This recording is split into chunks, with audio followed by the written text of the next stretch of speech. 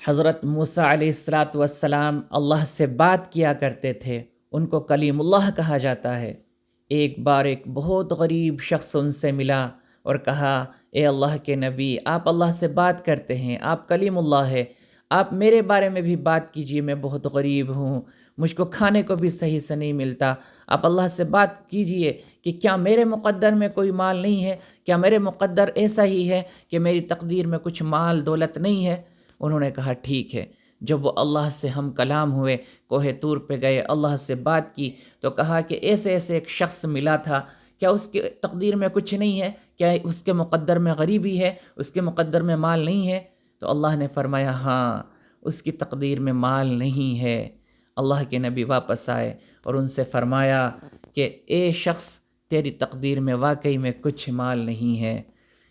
اس کی بیوی کسی حال سے تھی، اس کو ایک بیٹا پیدا ہوا، اور جب وہ ساری گھر کی گندگی کو لے جا کے دبانے کے لیے باہر گیا، اور جب اس نے پہلا ہی پھاوڑا مارا زمین میں کھودنے کے لیے، دبانے کے لیے اس غلاظت کو، تو وہاں پہ ایک ہانڈی نکلی۔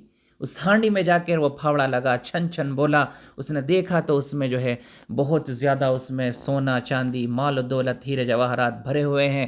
وہ آیا اور وہ امیر ہو گیا، بہت امیر ہو گیا۔ اور پھر اس نے موسیٰ علیہ السلام کی دعوت کی اور بلایا، اور جب وہ دعوت کھانے کے لیے، کھانا کھانے کے لیے سب لوگ بیٹھ گئے تو موسیٰ علیہ السلام کا اس نے ہاتھ پکڑ لیا اور کہا کہ مجھے پہچانا؟ موسیٰ علیہ السلام نے کہا کہ نہیں، میں نے نہیں پہچانا۔ اس نے کہا کہ موسیٰ علیہ السلام، میں وہی شخص ہوں جس کے بارے میں تم نے کہا تھا کہ اللہ نے میری تقدیر میں کچھ نہیں لکھا۔ دیکھو آج میرے پاس کتنا مال ہے، کتنی عالیشان میرا گھر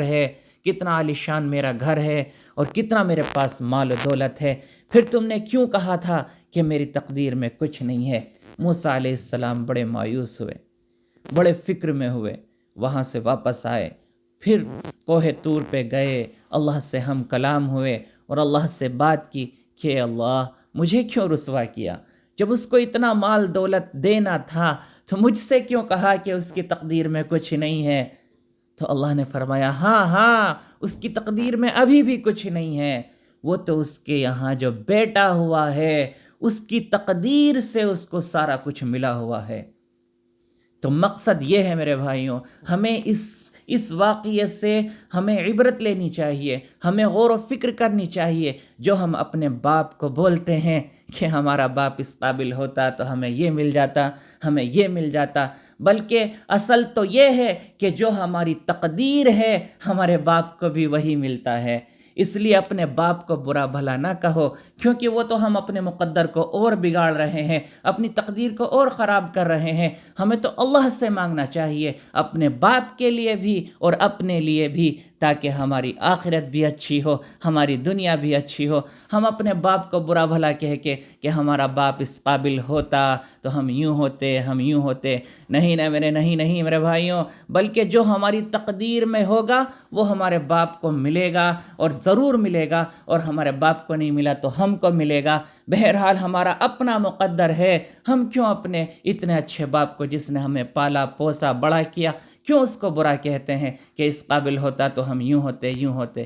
نہیں، اپنے باپ کی بد دعا مت لو، اپنی ماں کی بد دعا مت لو، بلکہ میرے بھائیوں، ہمیں اپنی تقدیر کو اللہ سے مانگنا چاہیے، ہمیں اپنے مقدر کو اللہ سے مانگنا چاہیے کہ ہمارا مقدر اللہ اچھا کرے، ہماری تقدیر اللہ اچھی کرے۔ کیوں ہم اپنی آخرت خراب کرتے ہیں؟ کیوں اپنے باپ کا دل دکھائیں؟ کیوں اپنی ماں کا دل دکھائیں؟ اس واقعے سے عبرت حاصل کریں، اس واقعے پر غور کر کے فکر کریں کہ ہم اپنے باپ کو کیوں غلط ٹھہرائیں جب ہماری تقدیر ہی ایسی ہے۔ اللہ سے مانگو، کسی کو برا بھلا نہ کہو۔